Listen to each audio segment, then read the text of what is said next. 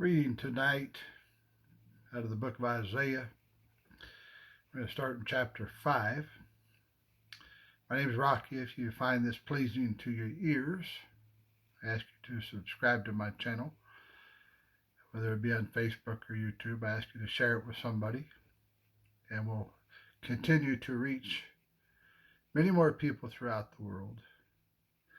I'm going to read tonight chapters 5 and read for about 20 minutes or so, maybe through chapter 10. Isaiah chapter 5.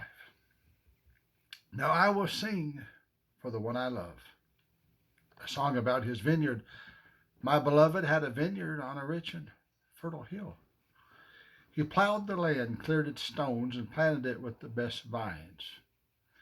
And in the middle he built a watchtower. He carved a winepress in the nearby rocks. Then he waited for a harvest of sweet grapes, but the grapes that grew, they were bitter. Now you people of Jerusalem and Judah, you judge between me and my vineyard. What more could have I done for my vineyard that I have not already done? When I expected sweet grapes, why did my vineyard give me bitter grapes?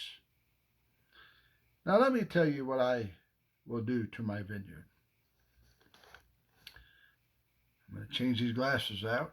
Thank you. Sorry about that. A little bit of a break. Put these glasses on. I see a little bit better. Thank you for your patience. I will tear down its hedges and let it be destroyed. I will break down its walls and let the animals trample it. I will make it a wild place where the vines are not pruned and the ground is not hoed, a place overgrown with briars and thorns. I will command the clouds to drop no rain on it. The nation of Israel is the vineyard of the Lord of heaven's armies. The people of Judah are his pleasant garden. He expected a crop of justice, but instead he found oppression. He expected to find righteousness, but instead he heard cries of violence. What sorrow for you who buy up house after house and field after field until everyone is evicted and you live alone in the land. But I've heard the Lord of heaven's armies swear a solemn oath. Many houses will stand deserted. Even beautiful mansions will be empty. 10 acres of vineyard will not produce even 6 gallons of wine. 10 baskets of seed will yield only 1 basket of grain. What sorrow for those who get up early in the morning looking for a drink of alcohol and spend long evenings drinking wine to make themselves flaming drunk. They furnish wine and lovely music at their grand parties, lyre and harp, tambourine and flute, but they never think about the Lord or notice what he is doing. So my people will go into exile far away because they do not know me. Those who are great and honored will starve, and the common people will die of thirst. The grave is licking its lips in anticipation, opening its mouth wide. The great and the lowly and all the drunken mob will be swallowed up. Humanity will be destroyed and people brought down, and the arrogant will lower their eyes in humiliation. But the Lord of heaven's armies will be exalted by his justice. The holiness of God will be displayed by his righteousness, and in that day lambs will find good pastures, and fattened sheep and young goats will feed among the ruins. What sorrow for those who drag their sins behind them with ropes made of lies, who drag wickedness behind them like a cart. They even mock God and say, hurry up and do something. We want to see what you can do. Let the Holy One of Israel carry out his plan, for we want to know what it is. What sorrow for those who say that evil is good and good is evil, that dark is light and light is dark, that bitter is sweet and sweet is bitter. What sorrow for those who are wise in their own eyes and think themselves so clever. What sorrow for those who are heroes at drinking wine and boast about all the alcohol that they can hold. They take bribes to let the wicked go free, and they punish the innocent. Therefore, as fire licks up stubble and dry grass shrivels in the flame, so their roots will rot and their flowers wither. For they rejected the law of the Lord of heaven's armies, for they despised the word of the Holy One of Israel.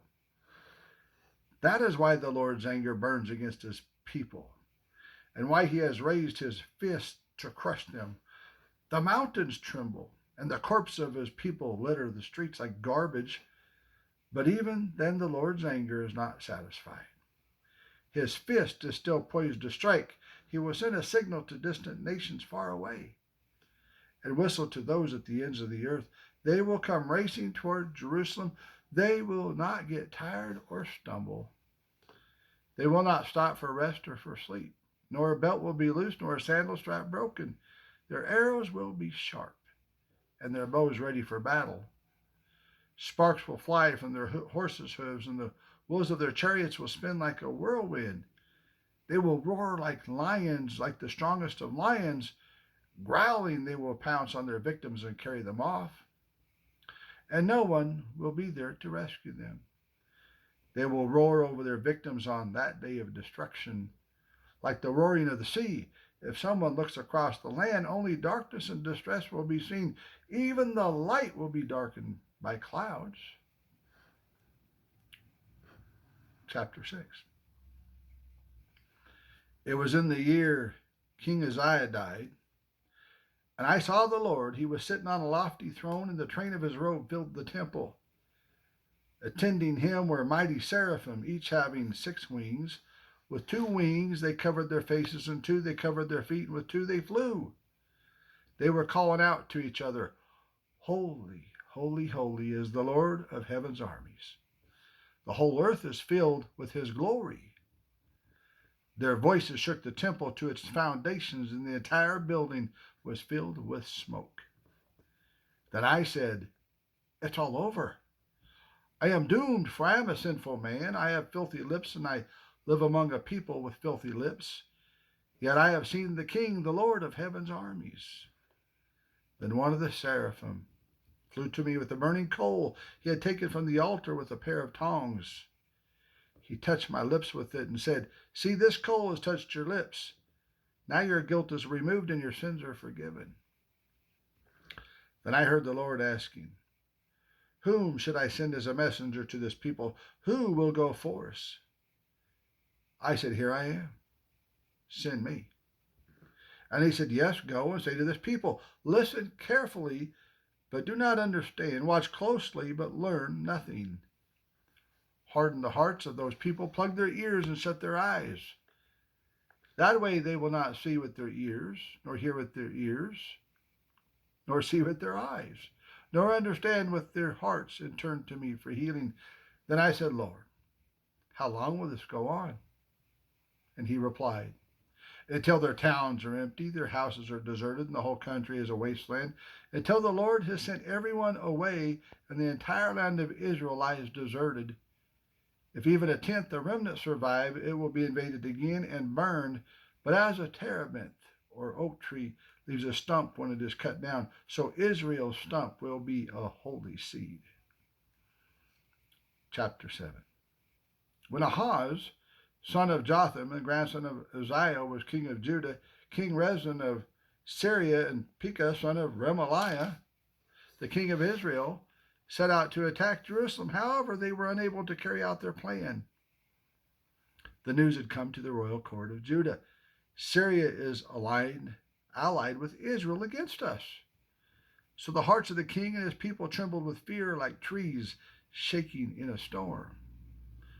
Then the Lord said to Isaiah, "Take your son Shear-Jashub and go out to meet King Ahaz. You will find him at the end of the aqueduct that feeds water into the upper pool, near the road leading to the field where the cloth is washed. Tell him to stop worrying. Tell him he doesn't need to fear the fierce anger of those 2 burned out embers, King Rezin of Syria and Pekah, son of Remaliah. Yes, the kings of Syria and Israel are plotting against him, saying, 'We will attack Judah and capture it for ourselves. Then we will install the son of Tabeel as Judah's king.' But this is what the sovereign Lord says. This invasion, it will never happen. It will never take place, for Syria is no stronger than its capital, Damascus. And Damascus is no stronger than its king Rezin. And as for Israel, within 65 years, it will be crushed and completely destroyed. Israel is no stronger than its capital Samaria. And Samaria is no stronger than its king Pekah, son of Remaliah. Unless your faith is firm, I cannot make you stand firm. Later, the Lord sent his messenger to King Ahaz. Ask your Lord for a sign of confirmation. Ahaz, make it as difficult as you want, as high as heaven or as deep as the place of the dead. But the king refused. No, he said, I will not test the Lord like that. Then Isaiah said, listen. Well, your royal family of David, isn't it enough to exhaust human patience? Must you exhaust the patience of my God as well? All right then. The Lord himself will give you the sign. Look, the virgin will conceive a child. She will give birth to a son and will call him Emmanuel, which means God with us. By the time this child is old enough to choose what is right and reject what is wrong, he will be eating yogurt and honey. For before the child is that old, the lands of the two kings you fear so much will both be deserted. Then the Lord will bring things on you, your nation, your family, unlike anything seen. Israel broke away from Judah. He will bring the king of Assyria upon you. And in that day the Lord will whistle for the army of southern Egypt and for the army of Assyria. They will swarm around you like fleas and bees and flies. They will come in vast hordes and settle in the fertile areas, and also in the desolate valleys, caves, and thorny places. And at that day the Lord will hire a razor from beyond the Euphrates River, the king of Assyria, and use it to shave off everything, your land, your crops, and your people. And in that day a farmer will be fortunate to have a cow and 2 sheep or goats left. Nevertheless, there will be enough milk for everyone because so few people will be left in the land. They will eat their fill of yogurt and honey, and in that day the lush vineyards, now worth 1,000 pieces of silver, they will become patches of briars and thorns. The entire land will become a vast expanse of briars and thorns, a hunting ground overrun by wildlife. No one will go to the fertile hillsides where the gardens once grew, for briars and thorns will cover them. Cattle, sheep, and goats will graze there. Chapter 8. Then the Lord said to me, make a large signboard and clearly write this name on it, Mahar Shalal Hash-Baz. I asked Uriah the priest and Zechariah son of Jeberechiah, both known as honest men, to witness my doing this. Then I slept with my wife, and she became pregnant and gave birth to a son. And the Lord said, call him Mahar Shalal Hash-Baz. For before this child is old enough to say Papa or Mama, the king of Assyria will carry away both the abundance of Damascus and the riches of Samaria. Then the Lord spoke to me again and again. My care for the people of Judah is like the gently flowing waters of Shiloh, but they have rejected it. They are rejoicing over what will happen to King Rezin and King Pekah. Therefore, the Lord will overwhelm them with a mighty flood from the Euphrates River, the king of Assyria in all his glory. This flood will overflow all of its channels and sweep into Judah until it's chin deep. It will spread its wings, submerging your land from one end to the other, O Emmanuel. Huddle together your nations and be terrified. Listen, all you distant lands. Prepare for battle, but you will be crushed. Yes, prepare for battle, but you will be crushed. Call your councils of war, but they will be worthless. Develop your strategies, but they will not succeed, for God is with us. The Lord has given me a strong warning not to think like everyone else does. He said, don't call everything a conspiracy like they do. Don't live in dread of what frightens them. Make the Lord of heaven's armies, holy in your life. He is the one you should fear. He is the one. He is the one you should make you tremble. He will make you safe. But to Israel and Judah, he will be a stone, and that makes people stumble, a rock that makes them fall. And for the people of Jerusalem, he will be a trap and a snare.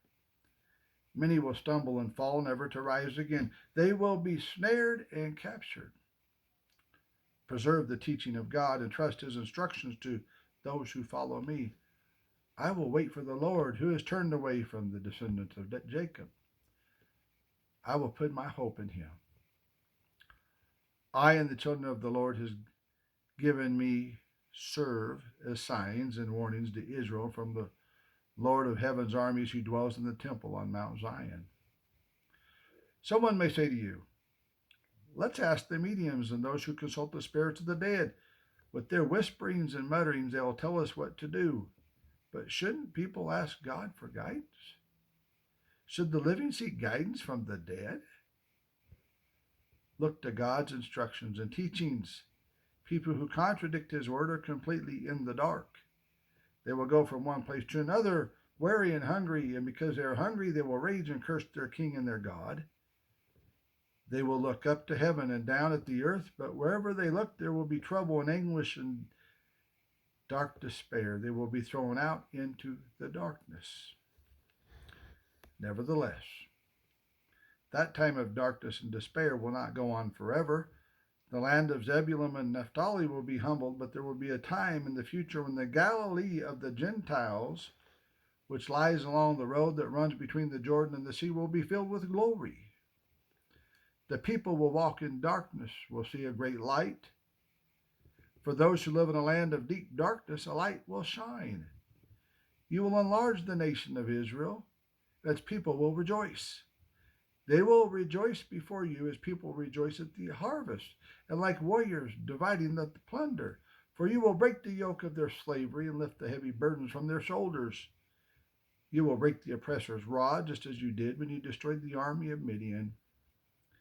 The boots of the warrior and the uniforms blood-stained by war will all be burned. They will be fuel for the fire. For a child is born to us, a son is given to us. The government will rest on his shoulders, and he will be called Wonderful Counselor, Mighty God, the Everlasting Father, the Prince of Peace. His government and its peace will never end. He will rule with fairness and justice from the throne of his ancestor David for all eternity. The passionate commitment of the Lord of heaven's armies will make this happen. The Lord has spoken out against Jacob. His judgment has fallen upon Israel, and the people of Israel and Samaria who spoke with such pride and arrogance will soon know it. They said, we will replace the broken bricks of our ruins with finished stone and replant the felled sycamore fig trees with cedars. But the Lord will bring Rezin's enemies against Israel and stir up all their foes. The Syrians from the east and the Philistines from the west will bear their fangs and devour Israel. But even then, the Lord's anger will not be satisfied. His fist is still poised to strike. For after all this punishment, the people will still not repent. They will not seek the Lord of heaven's armies. Therefore, in a single day, the Lord will destroy both the head and the tail, the noble palm branch and the lowly reed. The leaders of Israel, they are the head. And the lion prophets are the tail. For the leaders of the people have misled them. They have led them down the path of destruction. That is why the Lord takes no pleasure in the young men and shows no mercy even to the widows and the orphans.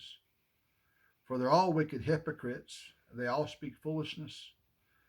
But even when the Lord's anger will not be satisfied, his fist is still poised to strike. This wickedness is like a brush fire. It burns not only briars and thorns, but it also sets the forest ablaze. Its burning sends up clouds of smoke. The land will be blackened by the fury of the Lord of heaven's armies.